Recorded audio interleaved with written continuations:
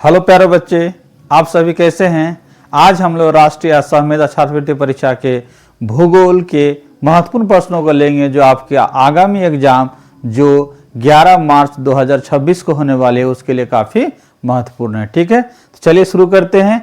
आज का पहला क्वेश्चन, कौन ग्रह सूर्य के सबसे निकट है। देखिए, आप सभी जानते हैं कि जितने भी ग्रह हैं ये सूर्य के चारों ओर चक्कर लगाते हैं। ठीक है, वर्तमान समय में कुल ग्रहों की संख्या 8 है। वर्तमान समय में कुल ग्रहों की संख्या कितनी है? 8 है। ठीक है, पहले ग्रहों की संख्या जो थी 9 थी। प्लूटो को ग्रह की श्रेणी से हटा करके उनको बौना ग्रह की श्रेणी में रखा गया है। ठीक है, यानी अब वर्तमान समय में ग्रहों की संख्या जो है 8 है। ठीक है, तो अब इसमें क्वेश्चन क्या कह रहा है कि सूर्य के निकट सबसे निकट कौन सा ग्रह है।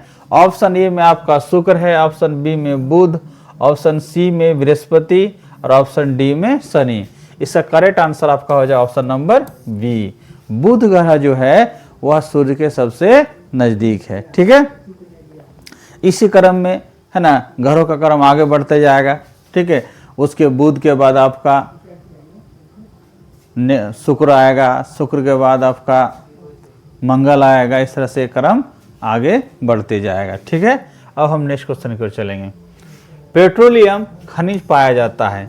पेट्रोलियम खनिज कहाँ किस में पाया जाता है? ऑप्शन ए आग्नेय चट्टान में, ऑप्शन बी रूपांतरित चट्टानों में, ऑप्शन सी परतदार चट्टानों में, ऑप्शन डी इनमें से कोई नहीं। इसका करेक्ट आंसर आपका हो जाए ऑप्शन नंबर सी, परतदार चट्टानों में पाया जाता है। कहाँ पाया जाता है? परतदार चट्टानों में पाया जाता है। यानी पेट्रोलियम जो है वो परतदार चट्टानों में पाया जाता है। ठीक है, अब हम नेक्स्ट क्वेश्चन लेंगे। चूना पत्थर है, चूना पत्थर क्या है? ऑप्शन ए अवसादी चट्टान, ऑप्शन बी आग्नेय चट्टान, ऑप्शन सी रूपांतरित चट्टान, ऑप्शन डी इनमें से कोई नहीं।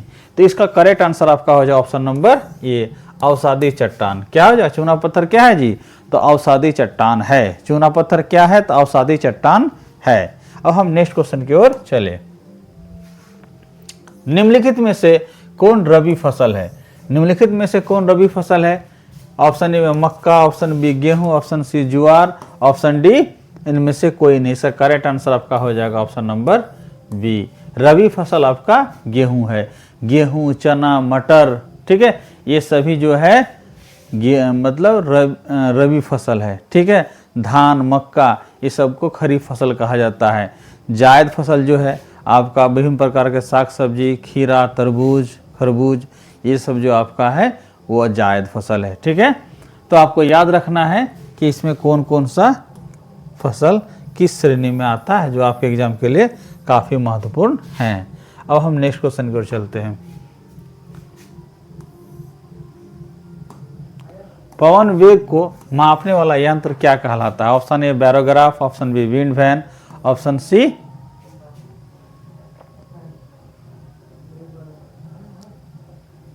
सी आपका हो जाएगा एनीमोमीटर, ऑप्शन डी जो है आपका रोटामीटर है। ठीक है, तो विंड वैन मापने वाला यंत्र क्या कहलाएगा?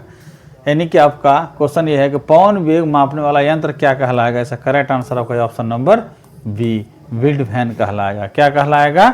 विंड वैन कहलाएगा। ठीक है, अब हम नेक्स्ट क्वेश्चन की ओर चले। निम्नलिखित में से कौन कृषि पर आधारित उद्योग नहीं है? कृषि पर आधारित उद्योग का मतलब कि कच्चे माल के रूप में कृषि से संबंधित फसलों का उत्पादन ना किया जाता हो। ठीक है, ऑप्शन ए में आपका है सूती वस्त्र, ऑप्शन बी में चीनी उद्योग, ऑप्शन सी में सीमेंट उद्योग, ऑप्शन डी जूट वस्त्र उद्योग। इसका करेक्ट आंसर आपका हो जाएगा ऑप्शन नंबर सी, सीमेंट उद्योग। क्योंकि सीमेंट उद्योग का कच्चा जो माल है वो चूना पत्थर है। वो क्या है? चूना पत्थर। चूना पत्थर जो है आपका कृषि से संबंधित जुड़ा हुआ नहीं है। सूती किससे बनता है? कपास। ठीक है, ये आपका चीनी किससे बन जाता है? तो गन्ना। ठीक है, और जूट तो पटसन से ही बनता है, पटसन। इसका मतलब ये पटसन हुआ, गन्ना हुआ, कपास हुआ, ये सब कृषि पर आधारित फसल है। ठीक है, लेकिन चूना पत्थर जो है वो एक तरह से क्या है? खनिज की श्रेणी में आ जाएगा। ठीक है, तो इसलिए इसका करेक्ट आंसर आपका हो जाएगा सीमेंट उद्योग जो है कृषि पर आधारित उद्योग नहीं है। सीमेंट उद्योग कृषि पर आधारित उद्योग नहीं है। ठीक है, अब हम पुनः नेक्स्ट क्वेश्चन चलते हैं। भूमंडलीय उष्मीकरण का मुख्य कारण क्या है? भूमंडलीय उष्मीकरण का मुख्य कारण क्या है? ऑप्शन ए जैव विविधता में ह्रास, ऑप्शन बी बाढ़, ऑप्शन सी सूखा, ऑप्शन डी कार्बन डाइऑक्साइड में वृद्धि। इसका करेक्ट आंसर आपका option number D carbon dioxide में वृद्धि। क्या हो जाएगा? यानी ग्लोबल वार्मिंग का प्रमुख कारण जो है वो है कार्बन डाइऑक्साइड में वृद्धि। जितना कार्बन डाइऑक्साइड में वृद्धि होगा वैश्विक तापमान में उतनी ही तेजी से वृद्धि होगी। ठीक है, अब हम पुनः नेक्स्ट क्वेश्चन की ओर चलते हैं। महात्मा गांधी सेतु किस नदी पर स्थित है? महात्मा गांधी सेतु कहाँ स्थित है?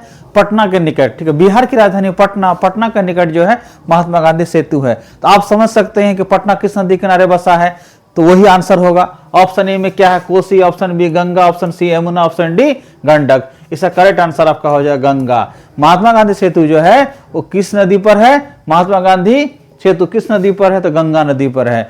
और पटना शहर जो है वो गंगा नदी के तट पर स्थित है। ठीक है, बिहार की राजधानी पटना। ठीक है, अब हम नेक्स्ट क्वेश्चन की ओर चलते हैं। निम्नलिखित में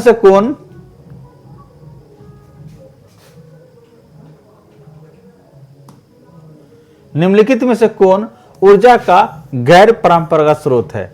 तो देखिए, परंपरागत और गैर परंपरागत स्रोत का मतलब होता है जो अनवीकरणीय स्रोत हैं, जो पहले से चले आ रहे हैं।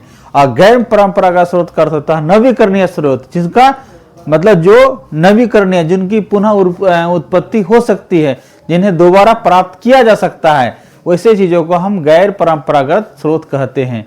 ऑप्शन ए में क्या है? कोयला, option B petroleum, option C विद्युत। तो विद्युत को जो है यानी आप गैर परंपरागत स्रोत में रखते हैं। जल विद्युत जैसे हुआ, सौर ऊर्जा हुआ, ये सब जो है गैर परंपरागत स्रोत के उदाहरण हैं। ठीक है, अब हम नेक्स्ट क्वेश्चन की ओर चलेंगे। नीली क्रांति का संबंध किससे है? ऑप्शन ए मुर्गी पालन से, ऑप्शन बी मत्स्य पालन से, ऑप्शन सी दुग्ध पालन से। सही आंसर आपका हो जाएगा ऑप्शन नंबर बी मत्स्य पालन से। ठीक है, नीली क्रांति का संबंध किससे है? तो मत्स्य पालन से है। नीली क्रांति का संबंध किससे है? मत्स्य पालन से है। अब पुनः हम नेक्स्ट क्वेश्चन की ओर चले। निम्नलिखित में से किसे ब्लैक गोल्ड कहा जाता है? क्या कहा जाता है?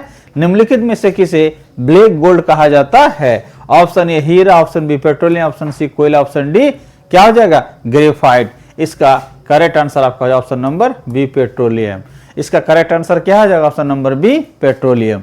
इसका करेक्ट आंसर क्या हो जाएगा? पेट्रोलियम। ठीक है, अब पुनः हम नेक्स्ट क्वेश्चन की ओर चलेंगे।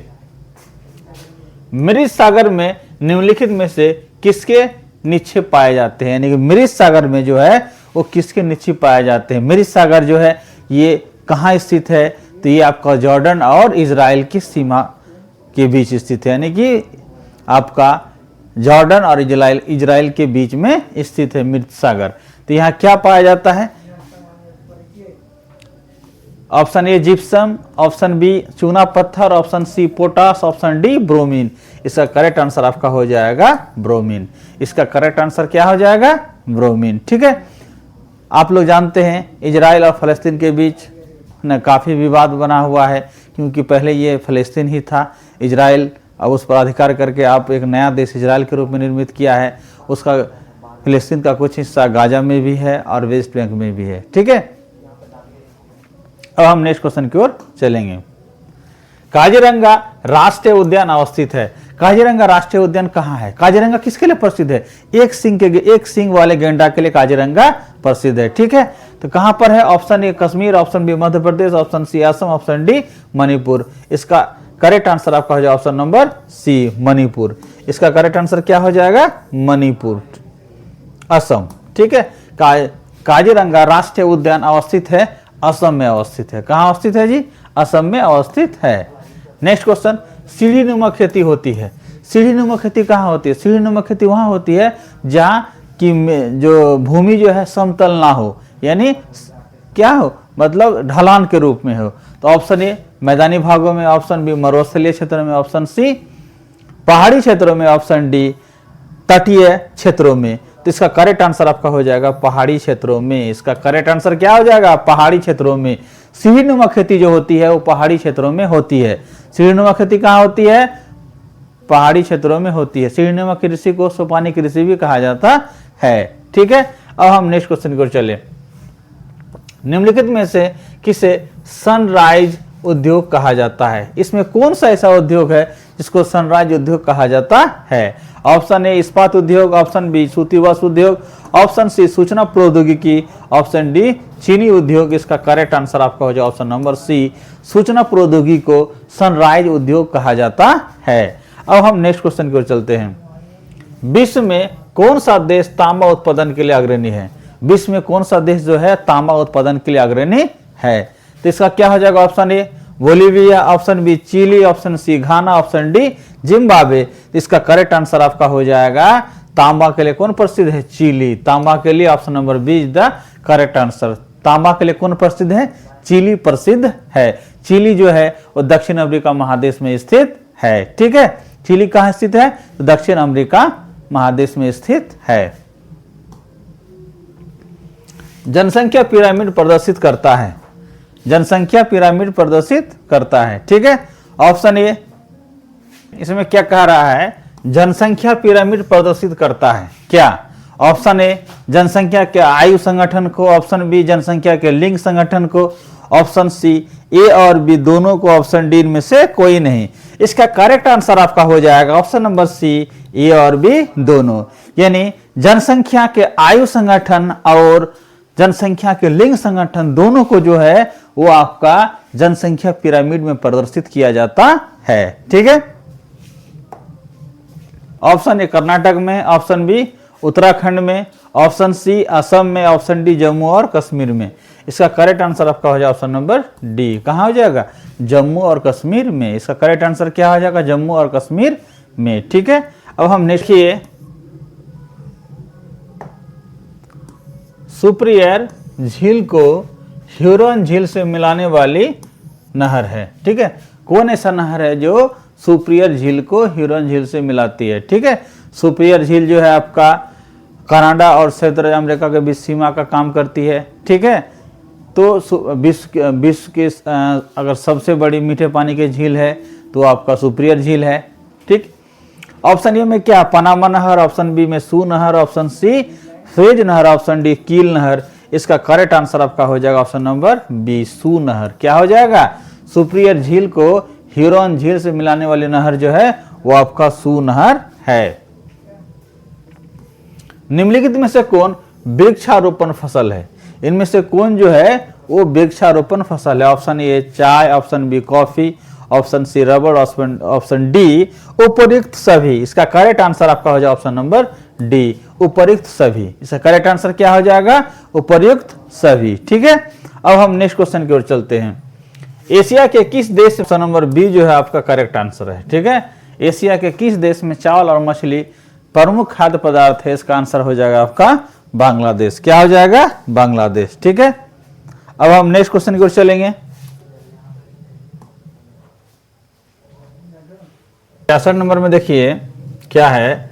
दंड रेख से किस तथ्य को दिखाया जा सकता है? ठीक है, दंड रेख से किस तथ्य को दिखाया जा सकता है? ऑप्शन ए में क्या है? किसी फसल का कई वर्षों का अलग अलग उत्पादन आंकड़ा, जनसंख्या वितरण के आंकड़े, ऑप्शन सी में क्या है? भूकंप वितरण के आंकड़े, ऑप्शन डी है किसी देश में नगरीय एवं ग्रामीण जनसंख्या का प्रतिशत। ठीक है, दंड आरेख से क्या दर्शाया जा सकता है? ठीक है, तो इसका करेक्ट आंसर आपका जो ऑप्शन नंबर बी जनसंख्या वितरण के आंकड़े। जनसंख्या वितरण के आंकड़े जो है दंड आरेख से दिखाया जा सकता है। ठीक है, अब हम नेक्स्ट क्वेश्चन की ओर चलेंगे। महाराष्ट्र एवं गुजरात में सूती वस्त्र उद्योग व्यापक रूप से विस्तारित है। ठीक है, महाराष्ट्र और गुजरात में जो है सूती वस्त्र उद्योग काफी व्यापक पैमाने पर होता है, उत्पादन उसका होता है। ठीक है, तो इसमें क्या कारण है? ऑप्शन ए में क्या है? कपास की खेती इन दोनों राज्यों में अधिकांश जगह पर होती है, ऑप्शन ए। ऑप्शन बी दोनों ही राज्यों में सस्ते श्रमिक उपलब्ध है, ऑप्शन सी दोनों ही राज्यों में परिवहन सेवा का पर्याप्त विकास हुआ है, ऑप्शन डी दोनों ही राज्यों में इस उद्योगों से संबंधित मशीन एवं कल पुर्जे आसानी से उपलब्ध है। इसका करेक्ट आंसर आपका हो जाएगा ऑप्शन नंबर ए, कपास की खेती इन दो राज्यों में अधिकांश जगह पर होती है।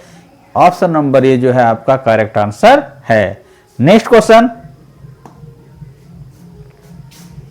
गंगा के मैदानी क्षेत्र में सघन जनसंख्या पाई जाती है। क्या कहा?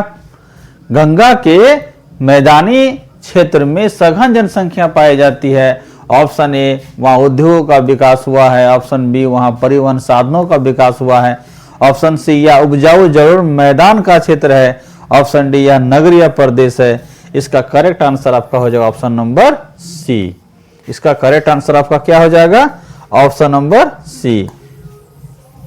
इसका करेक्ट आंसर आपका हो जाएगा ऑप्शन नंबर सी, या उपजाऊ जलोढ़ मैदान का क्षेत्र है। यह उपजाऊ जलोढ़ मैदान का क्षेत्र है। ठीक है, अब हम नेक्स्ट क्वेश्चन की ओर चलेंगे। दक्षिण एशिया के किस देश में सर्वाधिक जनसंख्या घनत्व प्रति वर्ग किलोमीटर पाया जाता है? Option A Bharat, option B Pakistan, option C Bangladesh, option D Maldives. इसका करेक्ट आंसर आपका है ऑप्शन नंबर सी बांग्लादेश। इन चारों देशों में बांग्लादेश का जनसंख्या घनत्व जो है सबसे अधिक है। अब हम नेक्स्ट क्वेश्चन की ओर चलेंगे। निम्नलिखित फसलों में से कौन बागानी फसल नहीं है? निम्नलिखित फसलों में से कौन बागानी फसल नहीं है? ऑप्शन ए कहवा, ऑप्शन बी चाय, ऑप्शन सी कपास, ऑप्शन डी रबड़। इसका सही आंसर आपका हो जाए ऑप्शन नंबर सी कपास। कपास जो है आपका बागानी फसल नहीं है। ठीक है, कौन नहर अंतरराष्ट्रीय व्यापार हेतु अटलांटिक महासागर एवं प्रशांत महासागर जोड़ता है? काफी महत्वपूर्ण क्वेश्चन है। अच्छा बताइए, कौन सा नहर जो है अटलांटिक सागर को प्रशांत महासागर से जोड़ता है? तो ऑप्शन ए में है पनामा नहर, ऑप्शन बी स्वेज नहर, ऑप्शन सी सू नहर, ऑप्शन डी कील नहर। ठीक है, करेक्ट आंसर आपका क्या है? ऑप्शन नंबर ए, यानी प्रशांत महासागर को अटलांटिक महासागर से पनामा नहर जोड़ता है। स्वेज नहर किसको जोड़ता है? स्वेज नहर भूमध्य सागर को लाल सागर से जोड़ता है स्वेज नहर। ये दोनों महत्वपूर्ण नहर है। ठीक है, पनामा नहर प्रशांत महासागर को अटलांटिक महासागर से जोड़ता है और स्वेज नहर जो है आपका लाल सागर को भूमध्य सागर से जोड़ता है। ठीक है, और मिस्र को स्वेज नहर की देन कहा जाता है क्योंकि स्वेज नहर जो है वो मिस्र में है। ठीक है, अब हम नेक्स्ट क्वेश्चन की ओर चलेंगे। निम्नलिखित फसलों में कौन बागानी फसल नहीं है? ऑप्शन ए कहवा, ऑप्शन बी चाय, ऑप्शन सी कपास, ऑप्शन डी रबड़। इसमें क्या कहा? बागानी फसल नहीं है। तो इसका करेक्ट आंसर आपका ऑप्शन नंबर सी कपास जो है वो आपका बागानी फसल नहीं है। ठीक है, तो आज यहीं तक, फिर नेक्स्ट वीडियो में मिलेंगे। धन्यवाद।